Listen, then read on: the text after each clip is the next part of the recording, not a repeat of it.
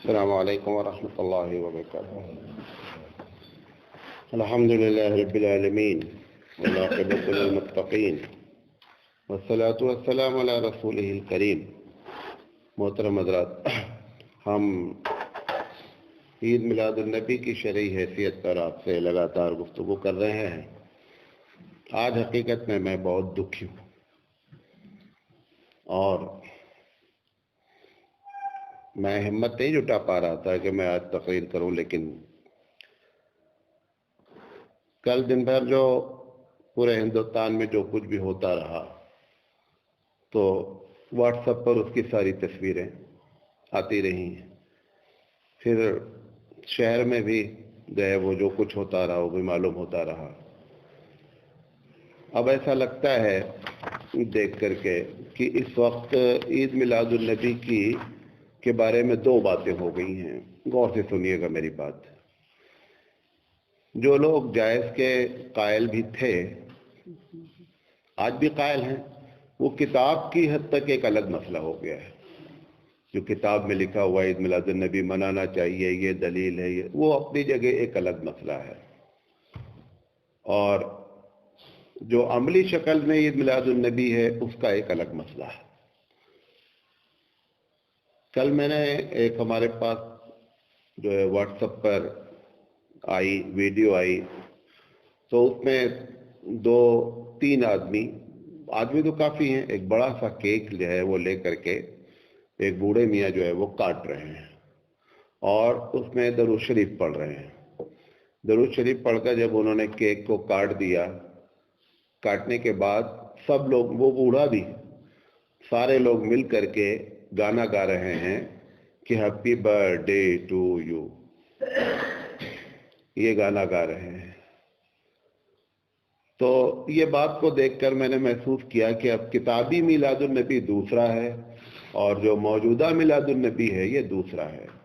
کسی سے بھی اگر یہ فتویٰ لیا جائے کہ اس کی پکچر نکال لی جائے، ویڈیو بنا دی جائے اور پھر کسی عالم کو، جو بریلوی عالم، اس کو بھیج دیا جائے کہ یہ بتائیے اس طریقے سے عید میلاد النبی منانا کیسا ہے، تو کوئی کتنا بھی گرا ہوا عالم ہوگا وہ فتویٰ جائز کا نہیں دے سکتا۔ ہمارا شروع سے اسی بات پر اختلاف ہے۔ ہمارے علماء بھی، بہت سے علماء عید میلاد النبی کے قائل رہے ہیں، ایک اکابرین میں قائل رہے ہیں، ایسا نہیں ہے، لیکن اس کے بعد جب اس میں حالات لوگوں نے خراب کیے تو پھر انہوں نے سب نے کیا کیا، اس پر کمنٹ کرنا شروع کیا۔ تو کل کا جو دیکھ کر کے حیرت ہوئی، ایک جگہ تو جلوس آیا، دیکھا تو کہ 4-5 لوگ بہت عالی شان قسم کا کپڑا پہنے ہوئے، ٹوپی لگائے ہوئے ہیں، کسی کے چہرے پر داڑھی نہیں ہے، اور یہ لوگ جو ہے عید میلاد النبی کے جلوس کو کیا کر رہے ہیں، لیڈ کر رہے ہیں۔ تو اللہ کے رسول صلی اللہ علیہ وسلم کی وہ حدیث مجھے ایک دم یاد آئی اور ایک دم یقین کامل ہوا کہ نبی کریم صلی اللہ علیہ وسلم نے فرمایا تھا کہ میری امت یہودیوں اور نصرانیوں کے قدم بقدم چلے گی۔ کیک انہوں نے کہا وہ کاٹتے ہیں، آپ بھی کیک، کم سے کم ابھی تک بچوں کا معاملہ تھا کہ آپ اپنے بچوں کی برتھ ڈے پہ کاٹتے تھے، اس پر بھی ہمارے علماء ہمیشہ جو ہے وہ نکیر کرتے ہی رہے، لیکن اب نبی کریم صلی اللہ علیہ وسلم کی عید میلاد پر کیک کاٹا جائے تو اب اس امت کہاں جائے گی، کچھ کہہ نہیں سکتے ہیں۔ اللہ کے رسول صلی اللہ علیہ وسلم نے فرمایا کہ جب میوزک کے بارے میں آپ نے فرمایا، بخاری کی روایت ہے کہ لوگ جو ہے وہ میوزک کو حلال کر دیں گے، جائز قرار دیں گے۔ یستحلون الحرائر والخمر والمعازف، بخاری کی روایت ہے۔ اللہ کے رسول نے فرمایا کہ لوگ جو ہے وہ ریشم کے پہننے کو حلال کریں گے، شراب کو اپنے طور پر حلال کر لیں گے اور میوزک کو حلال کر لیں گے۔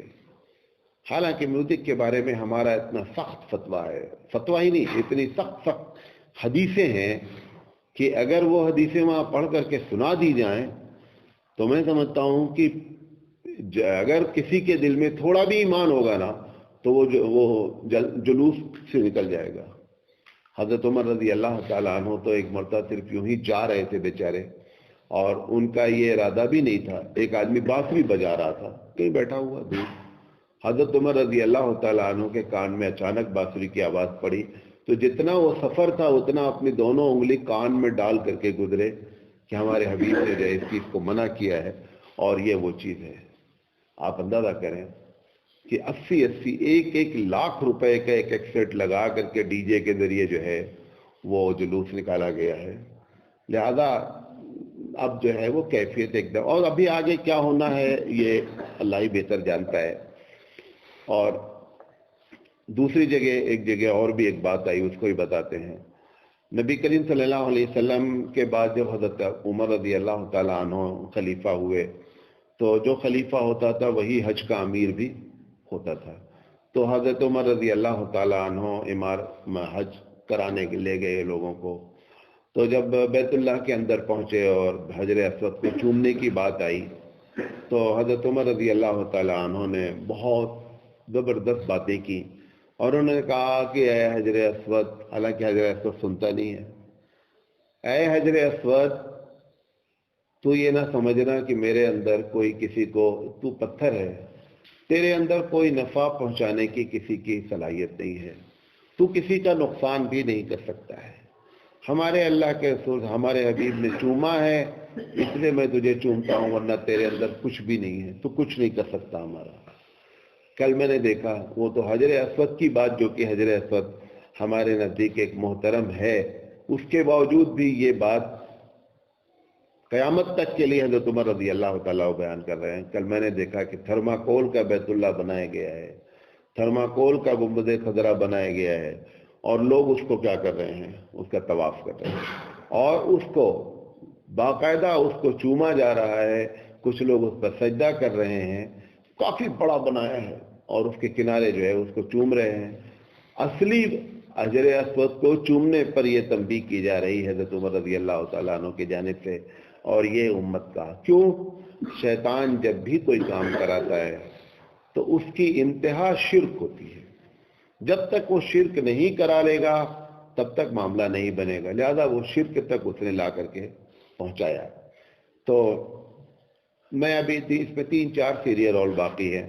تو میں آج جو بات آپ سے کرنا چاہتا ہوں وہ یہ کہ ہمارے اختلاف، لوگ سمجھتے کہ حمید میلاد النبی کے قائل نہیں ہیں. یہ ایک دم غلط بات ہے.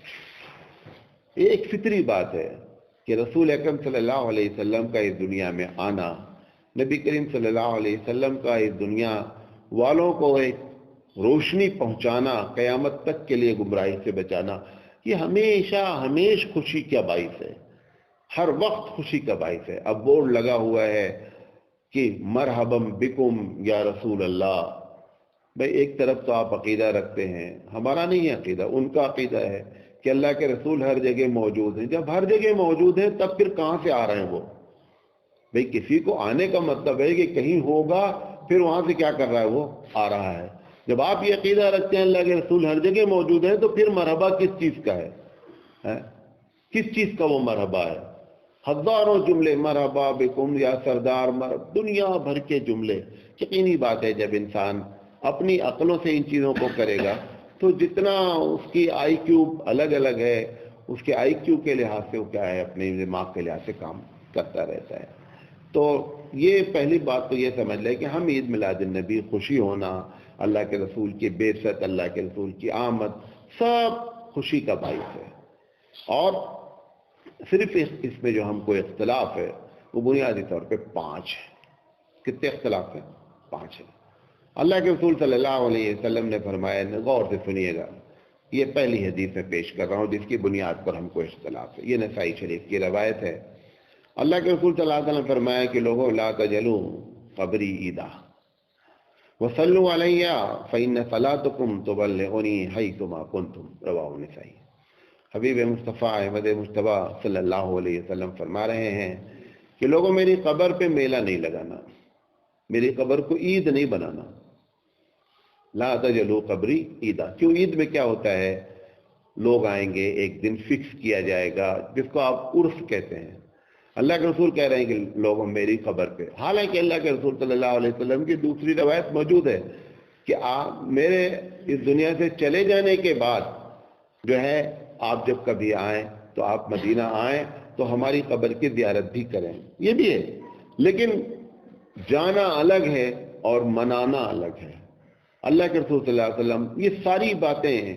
اللہ کے رسول صلی اللہ علیہ وسلم جو پچھلی امتوں کو دیکھ چکے تھے, ان کو پورا آئیڈیا تھا کہ وہ ابراہیم علیہ السلام جنہوں نے بت توڑا اور بت توڑنے کی وجہ سے ان کو آگ میں ڈالا گیا, جب اللہ کے رسول نے بیت اللہ مکہ فتح کیا اور بیت اللہ میں داخل ہوئے تو سب سے پہلا بت جو نظر آیا کس کا نظر آیا؟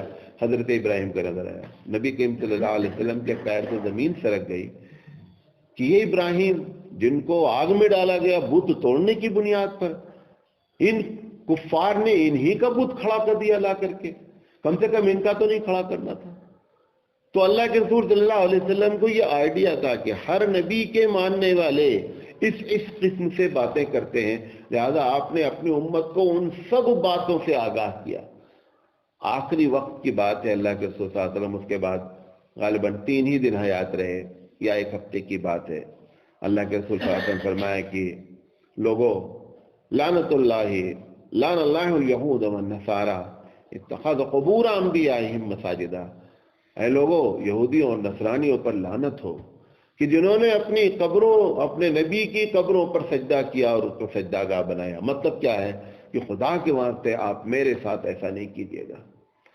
اسی بات کو آپ اس انداز میں فرما رہے ہیں کہ لا تجلو قبری عیدا, اے لوگوں میری قبر پہ میلہ نہیں لگنا چاہیے, میری قبر پہ عرس نہیں ہونا چاہیے. جب حضور کی قبر پر عرس نہیں لگے گا تو دنیا کی کسی قبر پہ عرس لگ سکتا ہے؟ اگر عرس لگنا تھا تو سب سے پہلے حبیب مصطفیٰ سے زیادہ کون شان والا ہے؟ حبیب مصطفیٰ سے کون زیادہ برکت والا ہے؟ وہ منع کر رہے ہیں کہ لوگوں میری قبر پہ میلہ نہیں لگانا. پھر آپ نے فرمایا وصلوا علیہ, اے لوگو مجھ پر درود بھیجا کرو. فإن صلاتکم, تمہارا درود تبلغنی, مجھے پہنچایا جاتا ہے. بعض حدیث میں آتا ہے کہ بتاتا ہے فرشتہ کہ فلاں ابن فلاں نے درود بھیجا ہے آپ پر. پھر آپ نے فرمایا کہ حیثما کنتم, آپ کہیں بھی رہیں گے آپ مجھ پر درود بھیجیں گے, وہ درود مجھ پر. مطلب کیا ہے کہ اگر میری عزت تمہارے دل میں ہے, اگر میرا احترام کرنا چاہتے ہو تو میرے احترام کا ایک بہترین طریقہ ہے, مجھ سے محبت کرتے ہو تو میرے احترام اور محبت کا طریقہ ہے کہ آپ مجھ پر درود کثرت سے بھیجیں. پھر آپ نے, اب یہ حدیث کی پہلی ہماری بنیادی اختلاف ہے کہ ہم اس بنیاد پر کبھی بھی کسی جگہ کو عید نہیں منا سکتے. حالانکہ اللہ کے رسول اللہ صلی اللہ علیہ وسلم, عید میں نے کل بھی بتایا تھا کہ عید کے ایک اصلی معنی ہوتے ہیں, اور عید جو اپنے اصلی معنی میں ہوتی ہے اس میں روزہ رکھنا حرام ہے. جیسے عید کے دن آپ روزہ نہیں, آپ بقرعید کے دن روزہ نہیں رکھ سکتے, چونکہ بقرعید کا دن 3 دن تک چلتا ہے. جس دن بقرعید ہوتی ہے اس دن چلتا ہے اور اس کے 3 دن بعد تک, تو 5 دن شریعت میں روزہ رکھنا حرام ہے. اب آپ اندازہ کریں کہ اللہ کے رسول صلی اللہ علیہ وسلم نے اپنے قبر کے بارے میں عید کا لفظ استعمال کیا. جمعہ کے بارے میں بھی ہے بعض روایت سے کہ جمعہ کیا ہے, عید کا دن ہے. اس دن بھی آپ نے کیا فرمایا, یہ دوسری حدیث نقل کر رہا ہوں, آپ نے فرمایا, یہ مسلم شریف کی روایت ہے, اللہ کے رسول نے فرمایا لا تختصوا یوم الجمعۃ بقیام من بین اللیلہ ولا تختصوا اللیلۃ الجمعۃ بین ایام من بین الایام ان یکون فی صوم یصومہ احدکم, رواہ مسلم.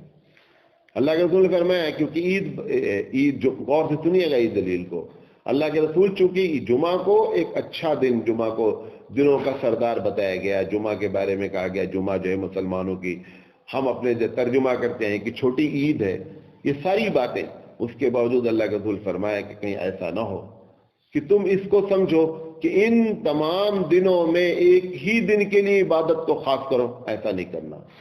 پتا جیسے اب ایک چیز کی اہمیت بتائے گی, پتا چلا آپ ہفتے بھر تہجد نہیں پڑھتے ہیں, کس دن اٹھ کے پڑھ رہے ہیں, جس دن جمعہ کی رات ہے. اللہ کے رسول فرمایا ایسا نہیں کریے گا, دن کو خاص نہیں کیجیے گا کسی کام کے لیے. پھر آپ نے فرمایا کہ لوگوں نہ تو رات کی عبادت کے لیے خاص کرنا اس کو, اور نہ جمعہ کے دن خاص روزہ رکھنے کو خاص کرنا. ہاں کوئی آدمی جو میں رات کو بھی روزہ رکھ رہا ہے, جمعہ بیچ میں آ گیا رکھ لیا, لیکن یہ کہ نہیں آج جمعہ ہے آج ہم روزہ رکھیں گے, اللہ کے رسول فرمایا ایسا نہیں کرنا. اور ہمارے یہاں تو احناف کی ایک بہت بڑی پالیسی میں سے ایک پالیسی ہے اللہ کے رسول صلی اللہ علیہ وسلم کی, کہ جو چیزیں اللہ کے رسول صلی اللہ علیہ وسلم نے کبھی کی ہے اور کبھی نہیں کی ہے، تو ہمارے یہاں لوگ امام اعظم کی اس بات کو سمجھتے نہیں، حالانکہ امام اعظم کی اس بات میں بہت دم ہے۔ امام اعظم جب بھی کوئی بات کرتے ہیں تو بڑی گہرائی سے بات کو سوچ کر کے پھر کوئی بات کہی جاتی ہے۔ لوگ ان کی سطحی گفتگو کو کر کے کیا کرتے ہیں، اختلاف کرتے رہتے ہیں، لیکن حقیقت میں اگر امام اعظم کی بات پہ گہرائی پہ جایا جائے تو انسان کو سمجھ میں آتا ہے۔ امام اعظم علیہ الرحمٰن نے پالیسی بنائی کہ جو چیز کو اللہ کے رسول صلی اللہ علیہ وسلم نے کبھی کیا ہے اور کبھی نہیں کیا ہے، اس کو کبھی بھی لازم کا درجہ نہیں ہونا چاہیے۔ نہیں سمجھے بات؟ مثال کے طور پر اللہ کے رسول صلی اللہ علیہ وسلم نے جمعہ کے دن فجر میں حامیم سجدہ پڑھا اور حل تعالی الانسان پڑھا۔ امام اعظم نے فتویٰ دیا کہ اس کو پڑھنا چاہیے، لیکن ایسا نہیں ہونا چاہیے کہ کبھی جمعہ میں چھوڑے نہیں، ایسا نہیں کریں، چھوڑیں بھی اس کو۔ کیا کریں؟ چھوڑیں بھی اس کو، کمپلسری طور پر کبھی نہیں پڑھیں، لازم سمجھ کر نہیں پڑھیں، کیونکہ جب کسی چیز کو آپ لازم کریں گے تو اس کا درجہ فوراً فرضیت کے درجے میں داخل ہو جائے گا، فرض لوگ سمجھنے لگیں گے، لہذا بیچ بیچ میں اس کو چھوڑتے رہیے۔ اب آپ اندازہ کریں یہ جمعہ اتنا اہم ہے، لیکن کہیں ایسا نہ ہو کہ آپ جمعہ کی اہمیت کی بنیاد پر جمعہ ہی کو ہفتے میں روزہ رکھنے لگیں اور جمعہ ہی کو رات میں کیا کریں، تہجد پڑھنے لگیں۔ اللہ کے رسول صلی اللہ علیہ وسلم نے سے منع۔ یہ پہلی بنیادی وجہ ہے کہ ہم کسی چیز کو اس طریقے سے لازم نہیں کر سکتے۔ مطلب اگر جلوس نکالنا ہی ہے شرعی لحاظ سے نکالیں، 1 سال نکالیں، 2 سال نہ نکالیں، لیکن آپ کا ہر سال نکالنا یہ لازم۔ جب آپ نماز میں سورت کو لازم نہیں کر سکتے پڑھنے کو، تو جلوس کی تو جو کہ عطا پتہ ہی نہیں ہے شریعت میں، اس کو لازم کیسے کیا جا سکتا ہے؟ ایک بنیادی بات ہے۔ دوسری چیز، ایک بات اور یاد آ گئی، نبی کریم صلی اللہ علیہ وسلم سے تقریباً 570 یا 73 سال پہلے حضرت عیسیٰ علیہ السلام پیدا ہوئے ہیں۔ اس لیے آپ دیکھیں، اگر آپ جو آج ہمارے پاس تاریخ چل رہی ہے 2016 انگریزی چل رہی ہے، اور 1438 جو ہے وہ اللہ کے رسول صلی اللہ علیہ وسلم ہجرت کے بعد چل رہی ہے، تقریباً 570-73 سال کا تھوڑا سا آدھے پیچھے رہتا ہے، حضرت عیسیٰ علیہ السلام کی پیدائش ہوئی ہے۔ عیسیٰ علیہ السلام کی برتھ ڈے تقریباً 300 سال کے بعد ان کی امت نے منانا شروع کیا۔ اللہ کے رسول صلی اللہ علیہ وسلم جس وقت مبعوث ہوئے، نبوت کا اعلان آپ نے کیا، اس وقت عیسائی آلریڈی برتھ ڈے منا رہے تھے۔ انسائکلوپیڈیا جلد نمبر 2 میں یہ بات آج بھی لکھی ہے کہ آپ کرسمس کا جا کر کے کریں گے تو اسے بتائے گا کہ یہ کرسمس کب سے منایا جا رہا ہے۔ تو نبی کریم صلی اللہ علیہ وسلم کی پیدائش کے تقریباً 273 یا 200 کچھ سال پہلے ہی منا رہے تھے۔ اللہ کے رسول صلی اللہ علیہ وسلم کو چاہیے تھا، اگر حقیقت میں عید میلاد النبی، کہ اگر کرسچن اپنے نبی کی عید میلاد مناتے ہیں تو میں تو سید الانبیاء ہوں، آپ میری بھی عید منائیں۔ ایسا نہیں تھا کہ ان کے پاس آئیڈیا ہی نہیں تھا، باقاعدہ ایک قوم کیا کر رہی تھی، منا رہی تھی، اس کے باوجود نبی کریم صلی اللہ علیہ وسلم نے اس پر کوئی توجہ نہیں دی، کوئی بات ہی نہیں کی اس پر۔ لہذا یہ تو لوگوں کا اپنی طرف سے ہے، تھوڑا بھی عقل آدمی لڑائے تو جو حالات ہو چکے اس کی بنیاد پر تو خیر کوئی بھی اس وقت جائز کا فتویٰ دے نہیں سکتا، یہ تو صرف لڑکوں کا ایک کھیل ہو گیا ہے، ایک پکنک ہو گئی ہے، بقیہ ایک کچھ بھی نہیں رہا ہے۔ مطلب ثواب تو درکنار ہے، بغیر گناہ کے آپ بھئی میوزک کا سننا گناہ ہے، میوزک سنی جا رہی، بغیر میوزک کے کوئی جلوس نہیں نکل رہا ہے۔ بعض علاقوں میں شراب پی کر کے جا رہے ہیں، بعض علاقوں میں عورت اور مرد مل کر کے جا رہے ہیں، یہ ساری کیفیت پیدا ہو رہی ہے۔ پٹاخے چھوڑائے جا رہے ہیں، پٹاخہ چھوٹ پیچھے دگاتے جا رہے ہیں، وہ آگے جاتے جا رہے ہیں، جتنی بھی کیفیت ہے۔ بیت اللہ کے حجر اسود کو چومنا مستحب ہے، سنت ہے، لیکن اگر یہ بات معلوم ہو جائے کہ میں کسی کو تکلیف دے کر کے چوموں گا تو منع ہے کہ پھر آپ بیت اللہ کو چومنے کے بجائے اشارہ کر دیجئے۔ کیوں؟ انسان کو تکلیف پہنچانا حرام ہے اور بیت اللہ کو چومنا کیا ہے؟ سنت ہے۔ ٹھیک ہے، پورے شہر میں ہندوستان میں تکلیف پہنچائی گئی، اتنی بڑی بڑی لائٹیں وہ لوگوں کی آنکھوں کو چوندھیا رہی ہیں، کچھ نہیں۔ اللہ کے رسول صلی اللہ علیہ وسلم تو اتنا انسان کی تکلیف کا خیال رکھتے تھے کہ ایک بدو مسجد میں پیشاب کرنے لگا کنارے کھڑا ہو کر کے، اللہ کے رسول صلی اللہ علیہ وسلم کے صحابہ ناراض ہوئے، دوڑے، حضور نے فرمایا نہیں، اس کو پیشاب کر لینے دو، کیونکہ اگر یہ بیچ میں رکے گا نا تو پیشاب بیچ میں روکا جائے گا تو اس کو تکلیف ہوگی. آپ اندازہ کریں, ہم اس نبی کے ماننے والے ہیں, مسجد جیسی جگہ پر بھی, اور ایک اتنا غلط کام ایک آدمی کر رہا ہے دیکھنے میں, دیکھا جائے, اس کے باوجود آپ اس کا خیال رکھیں کہ نہیں اس کو بعد میں اس کو بلا کر سمجھائیں گے کہ یہ جب پیشاب کرنے کی جگہ نہیں ہے, لیکن ابھی اس کو خدا کے واسطے نہیں دو, کر لینے دو, پورا پیشاب کر لینے دو. اتنا خیال ہے کہ انسان کو ہماری ذات سے کیا ہونا چاہیے, تکلیف نہیں پہنچنا چاہیے. تو لہذا ایک چیز. دوسری چیز ہمارے اختلاف کی یہ ہے, اس بات کو سب لوگوں کی کتابوں میں لکھا ہے, میں پوری تاریخ بیان کر چکا ہوں کہ 600 سال تک اس کا کچھ عطا پتہ ہی نہیں تھا, کوئی پتہ نہیں کہ عید ملا. بلکہ اگر میں یہ کہوں اور وثوق سے کہوں کہ لفظ عید میلاد کا ہی پتہ نہیں تھا. اس کو تو آج آپ بھی جو لوگ 40-50 سال کے وہ بھی جانتے ہیں کہ یہ تاریخ 12 وفات کے نام سے مشہور تھی, عید میلاد النبی ہوتا ہے کے نام سے مشہور نہیں تھی. 12 وفات, عورتیں تو یو پی میں آج بھی اس مہینے کو 12 وفات کہتی ہیں, ربیع الاول کے بجائے 12 وفات کہا جاتا ہے. تو اس کا تو عطا پتہ ہی نہیں تھا. جب 600 سال تک ایک چیز اسلام میں نہیں تھی تو کیسے ہم اجازت دے سکتے ہیں؟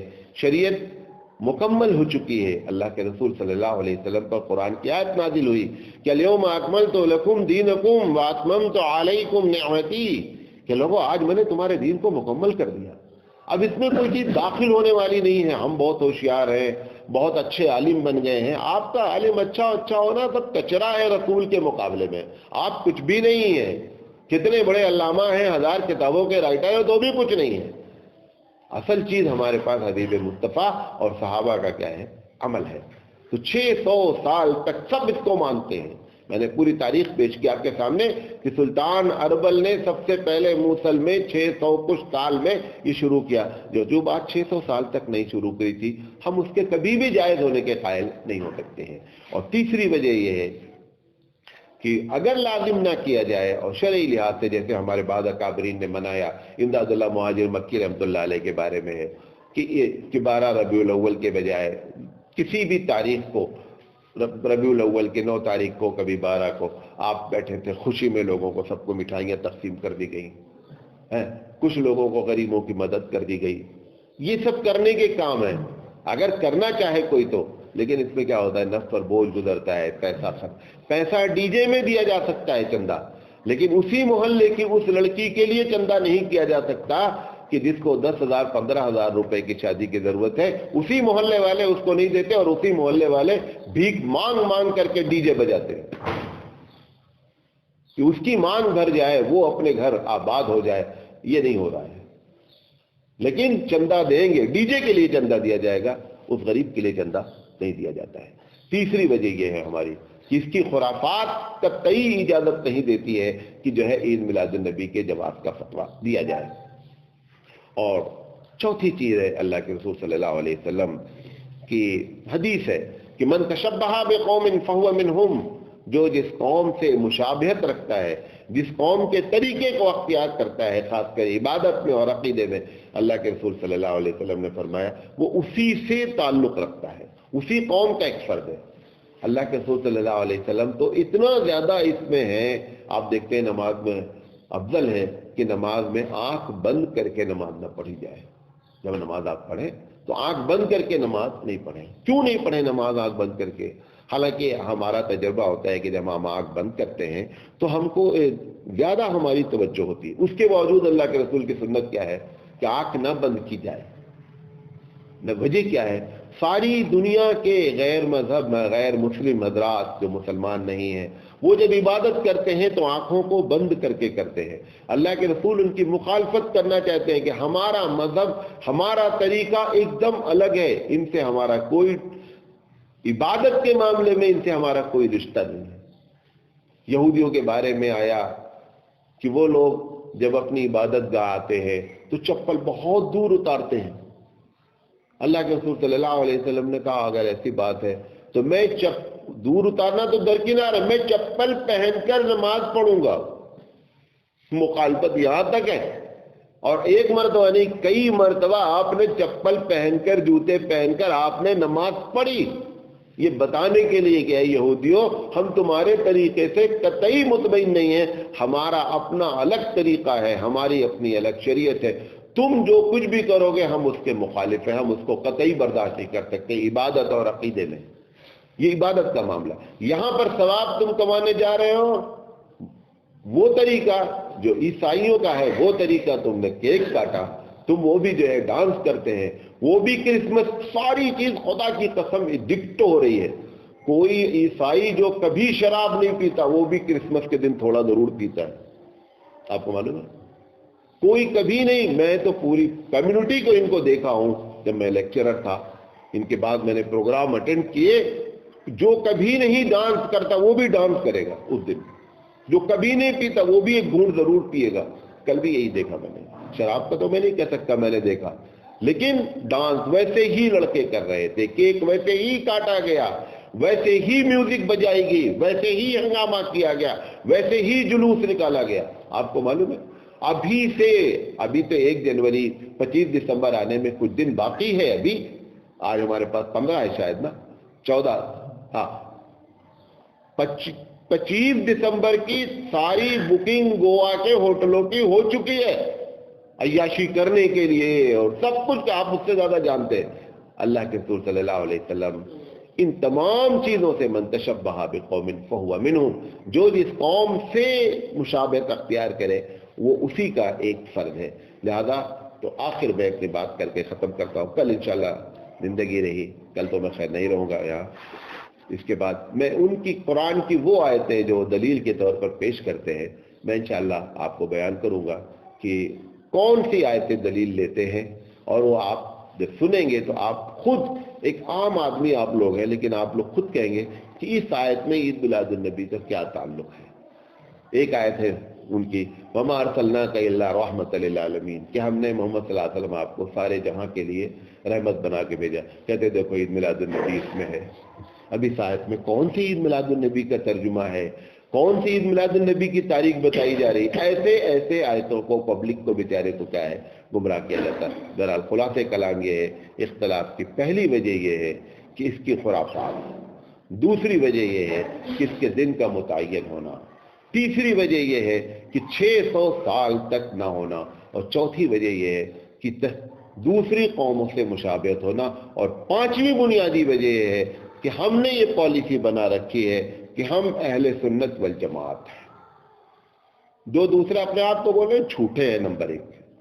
اہل سنت والجماعت ہم سنت کے مطابق عید میلاد النبی منانا چاہتے ہیں، اگر سنت میں کہیں لکھا ہے ایسے عید میلاد النبی مناؤ، ہم اپنا سر اللہ کے رسول کے حکم کے آگے جھکانے کے لیے تیار ہیں۔ کیونکہ ہم نے اپنا نام اہل سنت والجماعت رکھا ہے۔ اللہ کے رسول نے عید میلاد کیسے منائی وہ معلوم ہو جائے، اور جماعت سے مراد جماعت الصحابہ، صحابہ کی جماعت ہے، یہ ہمارا نام ہے اہل سنت والجماعت۔ اگر اہل سنت والجماعت کا مطلب یہ ہے تو نہ سنت سے ثابت ہے نہ جماعت۔ کیوں آپ بھی اس بات کو اپنی کتابوں میں کہہ رہے ہیں؟ انوار ساتھیہ مولانا عبدالسمیع صاحب کی بڑی زبردست کتاب ہے اس سلسلے میں، اور انہوں نے اس کے فیور میں خود لکھا ہے کہ 600 سال کے بعد یہ کام شروع ہوا، لہذا اہل سنت کا اور اہل جماعت سنت والجماعت کا عمل نہیں ہے۔ یہ 6 بنیادی وجہ ہے جس کی وجہ سے ہم اختلاف رکھتے ہیں۔ اللہ تعالیٰ سے دعا ہے کہ اللہ تعالیٰ صحیح سمجھ عطا فرمائے۔ وآخر دعوانا ان الحمدللہ رب العالمین۔ سبحان اللہ وبحمدہ، سبحانک اللہم وبحمدک، اشہد ان لا الہ الا انت، استغفرک واتوب الیک۔